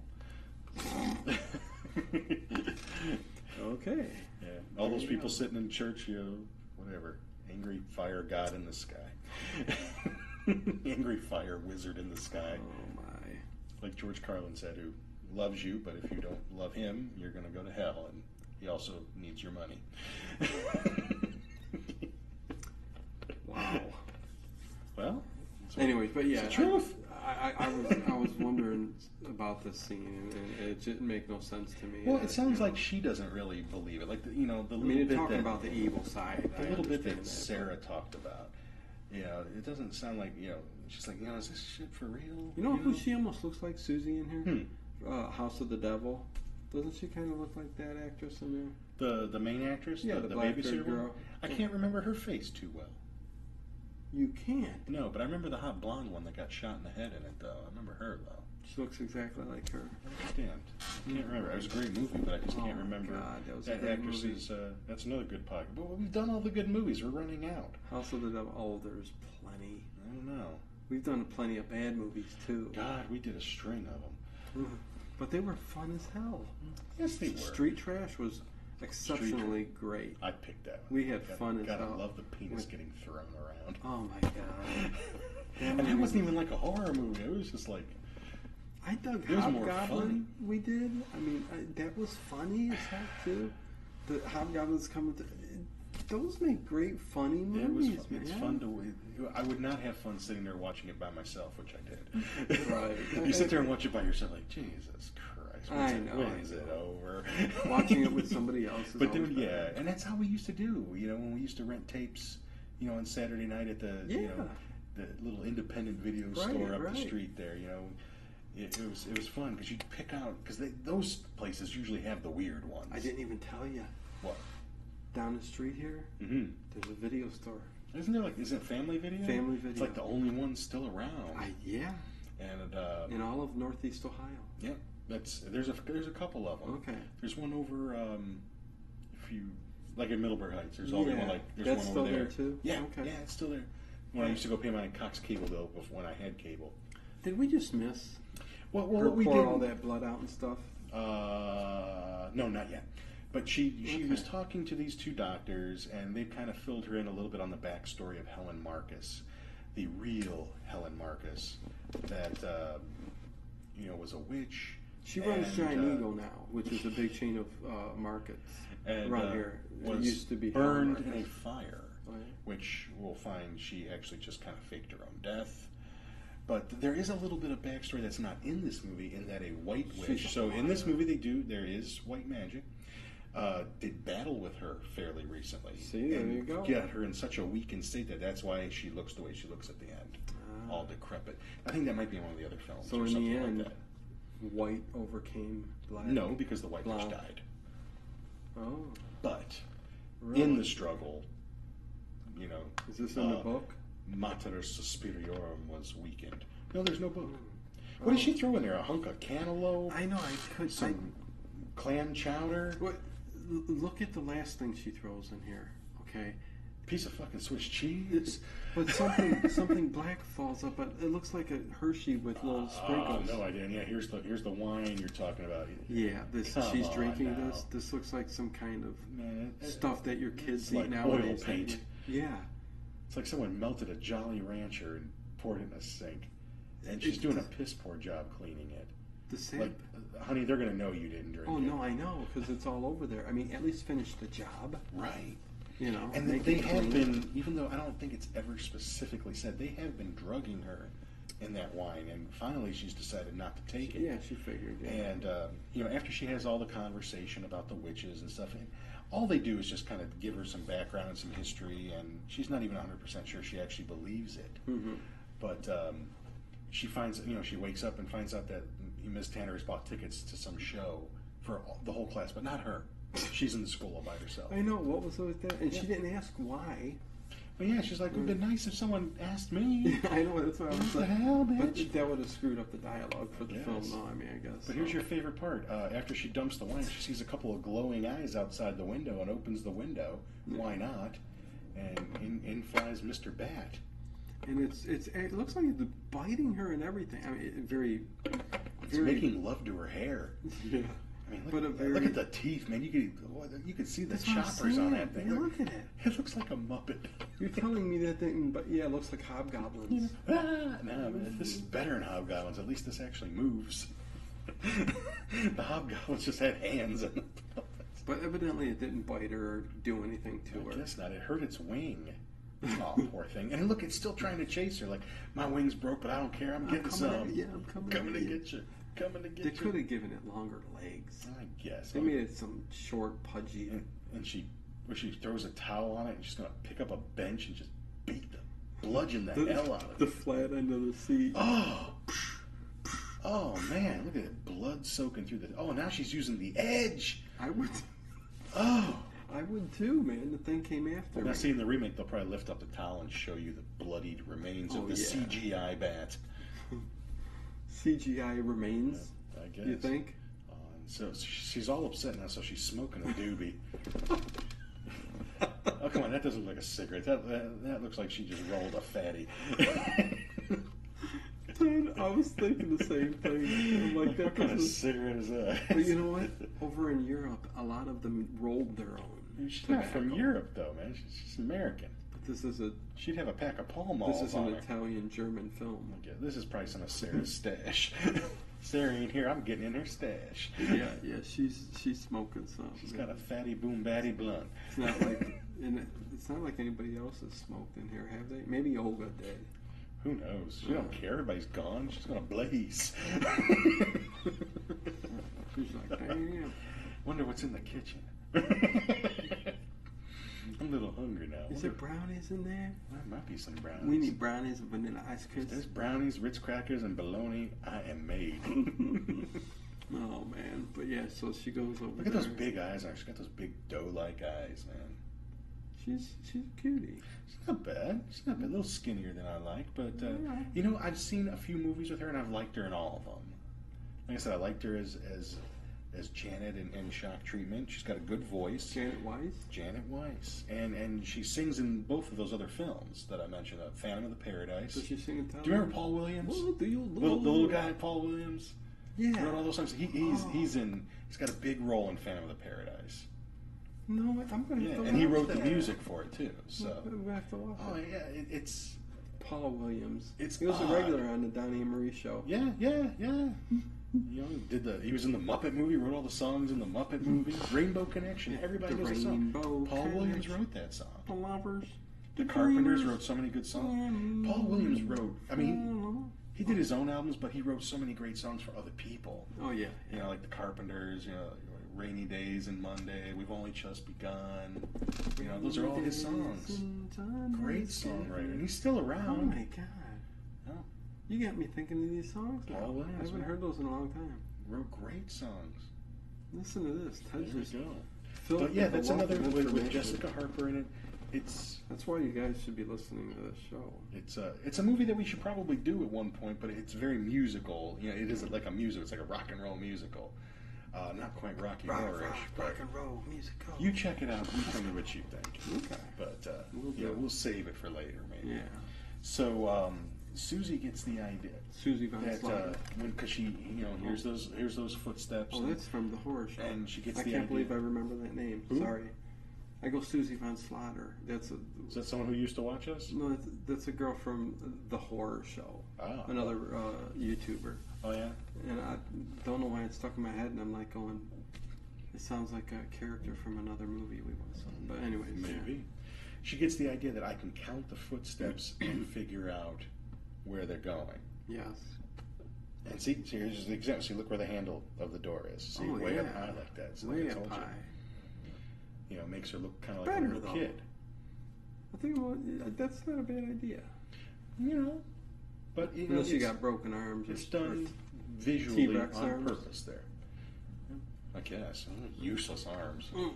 I can't even scratch myself. Can't you touch your damn So yeah, toe? she's kind of counted the footsteps, and here's the direction they're going.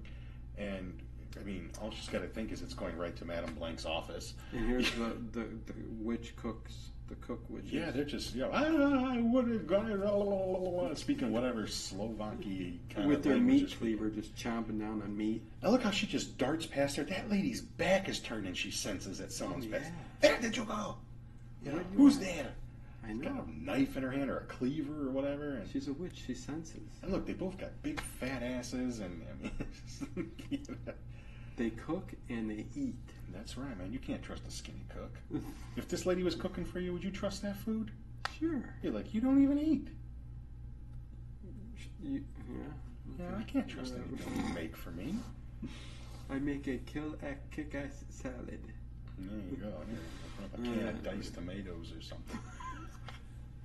There's another handle way up high, one that goes my into God. Madame Look at Blank's this room, office. man. This room's so weird. So yeah, so she's in here, and then she realizes this is why the footprints stop, because there's carpet on the ground. Right. So all the footsteps that she's heard stop right here, Mm-hmm. and then she's going to start putting together some of the things because she's like, Yeah, she's looking around the room like this is There's where gotta it be ends. another way. Nothing's going on and here. a storm is brewing outside. You can hear the lightning flash. You can Kind see of it. giving her that flashback to Yeah. that night she saw Pat leaving Mhm. the place when she arrived. Right, it mirrors each other. Yeah, so the night is ending And another thing the you gotta way the notice- night began. way it So, began Yeah. is the camera is almost always moving in this way. There's very few static Yeah. shots. That's true. So you saw it like kind of pan all around the office because this office almost seems like it's round, Mm-hmm. like that other scene where all the girls were sitting around. It's like a round office. Yeah. And she's like, there's got to be another way out of here. Oh, look at these gargoyles I on know, this I love pipe. that, man. In the rain, the rain's coming out of the Coming out the gutter and mouth, shooting so out the mouths. cool. Love that. That's That's see, awesome. that stuff's all over in Europe, man. You Oh, know, hell yeah, man. they love the gargoyles out Yes, there. they do. That's a movie we got to do. Gargoyles. Yes. Maybe in a couple weeks. Sounds I good. got it stashed somewhere. Do you? Okay. I do. Yeah. No, it sounds like a plan, man. Oh man. But she's in this room and she's thinking and thinking and thinking. Right, and again, she's going to go back to that first night when she arrived, and she's going to remember irises. Yes. And What she's she's actually- because she sees on the wall, she Yeah. sees a yellow. It's actually a reflection a in the red, mirror. Yeah. The blue Yellow, iris. red, white, and blue iris. And they focus on the blue iris, and then now we get a little flashback to Pat's secret door. The blue iris. Turn the blue iris. Yeah, that's what she says. Turn it. Turn the blue iris. And I love the close up of her mouth. Oh, we gotta love that. I also always like to see. I'll leave it at that. People's teeth and Okay. gums. My God. So there But we she go. does go up to it and she's And just it does messing around turn. with it. You Yeah. thought it was a painting. No, it's a little secret latch. And the door's She almost gonna- does it like it's a. They like all a, look like they're kind of three-dimensional, though. But it's Yeah. the blue one that opens up the door. It's like it's like a combination lock. And how ballsy to go in there? Like, don't you think like Once I hit blue the velvet? Once I hit the blue velvet drapes, Mm-hmm. I'd be going back. Yeah, exactly. I'm getting. I'm not even grabbing my luggage. I'm calling the out. cops. Getting a cab. I'm out. I'm grabbing my return flight But, ticket back you know, home. But the thing of it is, But you think they'll they'll follow find you? her wherever she Yeah. goes, man. They'll find her. Oh See, my because she's God. starting to put things together, and maybe you start questioning. Well, okay, if there's witches here, these dark witches. Why are they doing what they're doing? Right. You know, and I think you just, first of all, they want to accumulate wealth, so they got this prestigious school. They're getting the money for that, and that was one of the backstories. Like all three of the sisters had, accumulated great wealth and great power. So this would be the mother of sighs, because Suspiria, whatever that translates to English as whisper or sigh. Yeah, Suspiria. The mother of whispers, and that's why you say that witch. She's walking through a hall, okay? A very nice hall. With all kinds of occultum Latin shit, stuff Latin written up stuff on the wall. Yeah. And this is where I begin to wonder. But different languages, though, because there's something there that looks like Arabic and Latin. I see other languages there as well. Which makes you wonder how old this place is. And this is where I start to begin to wonder, how big is this frickin' place? There could be a whole underground labyrinth here for all we that's know. Later on, when she starts running, getting away and all this other stuff, the stairways going down. It's huge. Absolutely. It's like, what is this place, man? I don't know. Maybe they need to do these grisly murders to, they need the bloodlust. Maybe they need the blood for the power. Who knows? It seems like, there's sacrifices that witches do, but that doesn't really come into play here. There's no reason for it. No, we don't really know. It seems like every time one of the girls get out of hand, right, that they just say, we're getting rid of them. Obviously, that Pat at the beginning must have nosed around and found something. We got to get rid of it. Yes. And as Susie's making her way down the hall here, now we're going to see that room. Dan the Piano Man was just revenge. But go ahead. Oh, yeah. And there's, we're going to see a little bit of the coven in there, and Madame Blank, the vice mistress, is sitting there. We must get rid of that bitch American girl. Well, I was wondering, why would they actually leave the door open? So that Susie could see what's going down. Okay, I thought so. I guess. And look, there's, what's his name?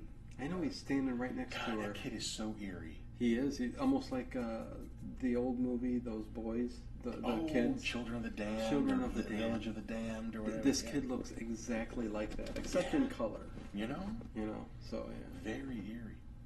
But yeah, look, you see like Miss Tanner, like getting all subservient to her, and Madame Blank's not the one who's mouth, man. She's not in charge, but she's like next in command. Give me the power. She'll start drinking some blood or fruit punch or something. Fruit punch. Blood mixed with fruit punch. And then she says the last words. I forget what they were. The lightning just goes off, and like this is going to take effect, and it actually does, because Susie starts getting like kind of off balance and stuff a little bit. Yeah. Like, oh my God, this is whatever she says there. It's affecting her. Do they know she's there? I don't know. I mean, because the little kid actually looks out there. You almost feel like he sees her. But he's whispering in Pavo's ear, and you can see nipples on the thin shirt there. For God's sake. Jesus Christ, man. Now, evidently, she's supposed to play She played in Superman too with Christopher Reeves. No, that was Margot Kidder. Oh, there's Sarah nailed to a coffin. What a grisly scene! Sliced up. Is that what we call them? Grizzly bears? I mean, grizzlies. Well, that probably is. Polars. It's the polar opposite of grizzly. What? Oh, I'm looking at what's spiked in her wrists there. Yeah, I don't know. What is that? Here comes Pavo. Look, he's got her lighter. Because remember, earlier in the film, he was admiring it. Yes. Now he had to kill her to get it. But. Sarah, like you said, was like something was had her. Yeah, she's nailed to the top of a coffin. Yeah, but I'm surprised he didn't put a little bit more time in showing that. Just enough to, because it was intricate and Now look at that. That's a classic thing right there. That penguin, or not penguin? Jesus, what are they called? Peacocks.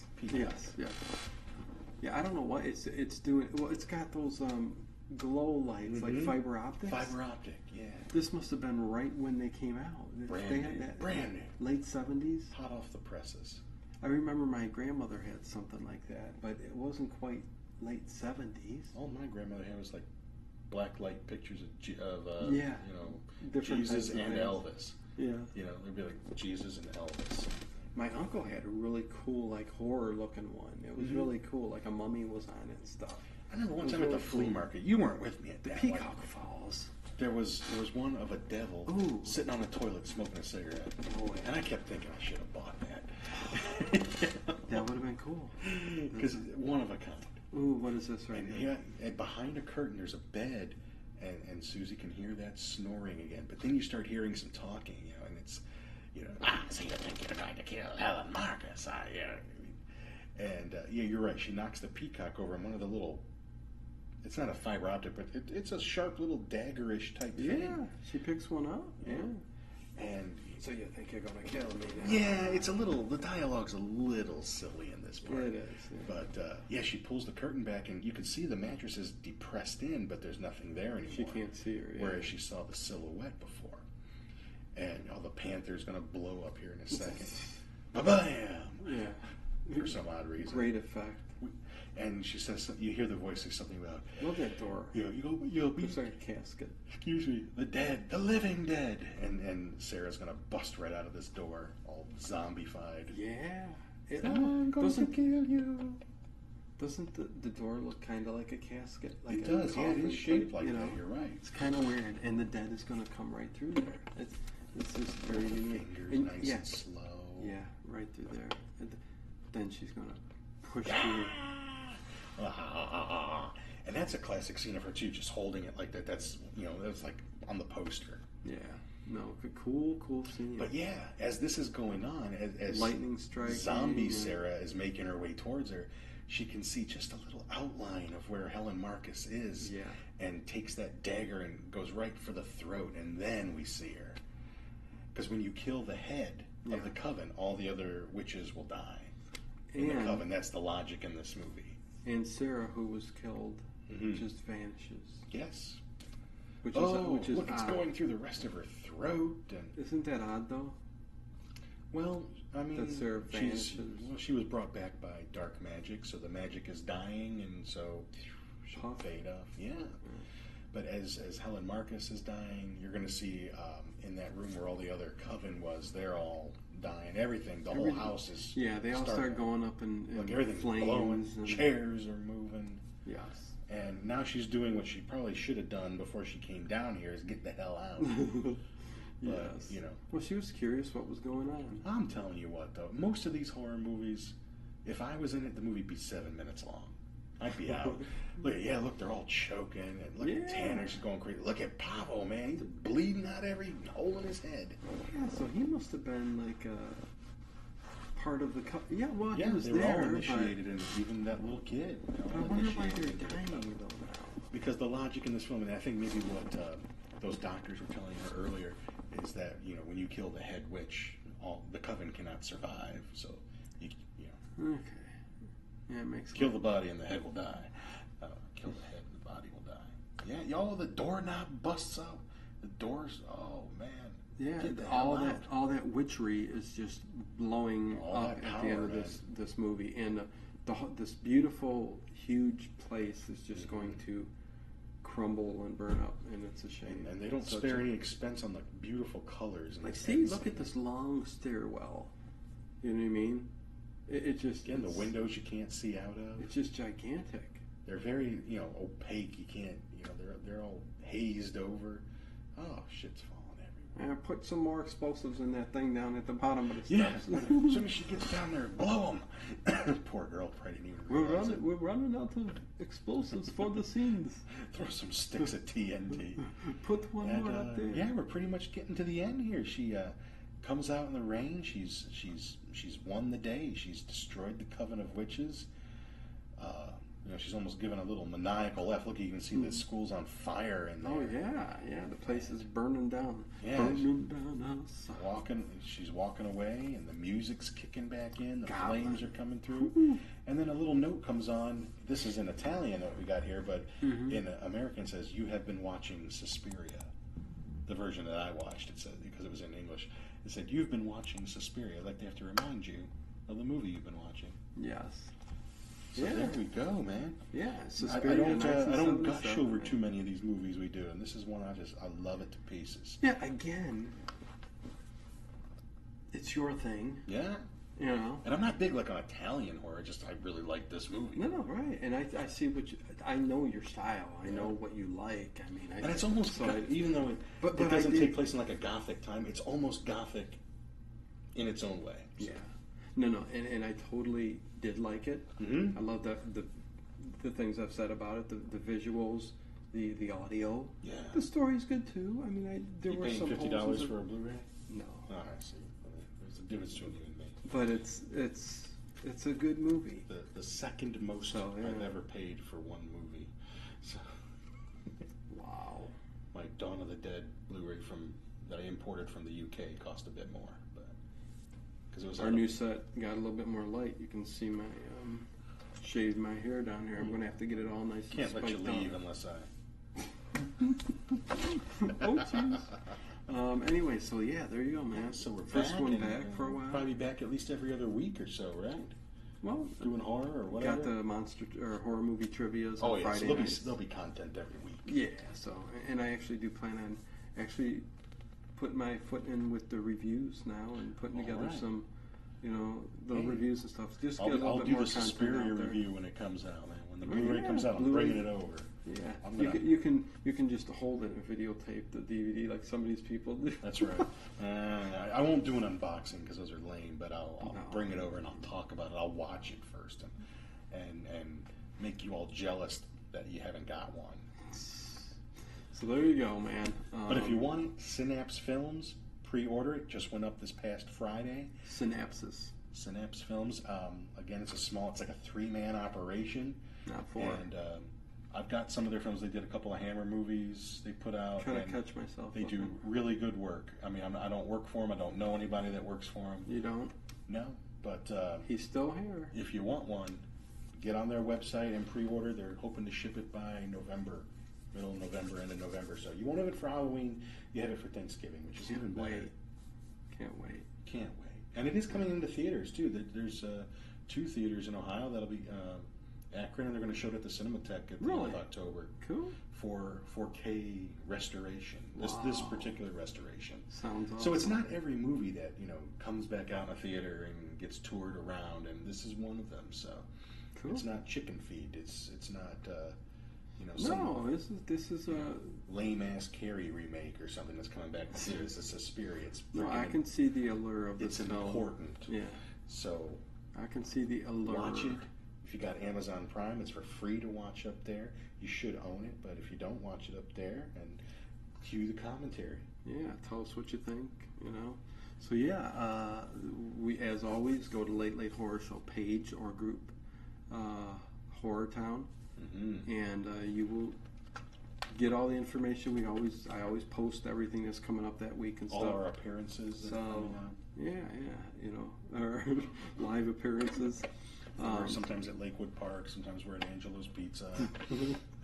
Sometimes we're at the Strongsville South Park Mall. Yeah. Yeah, you can catch us all kinds of places. We Always doing should start something. doing some live stuff there. Oh yeah, always up to some hijinks there. Just videotape us eating some of the Sakyo, Sakyo. Japan.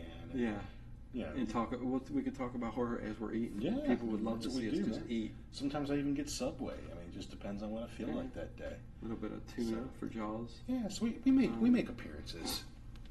So there We you do go. signings. People come up to us. There you go. The Late Late Horror Show. It's usually like, As Mister, always. can you move your fat ass out of the way so I can get over here? Can you tell your kids to stop doing that? Until next week, guys. Late Late Horror Show. Later. Later. Peace.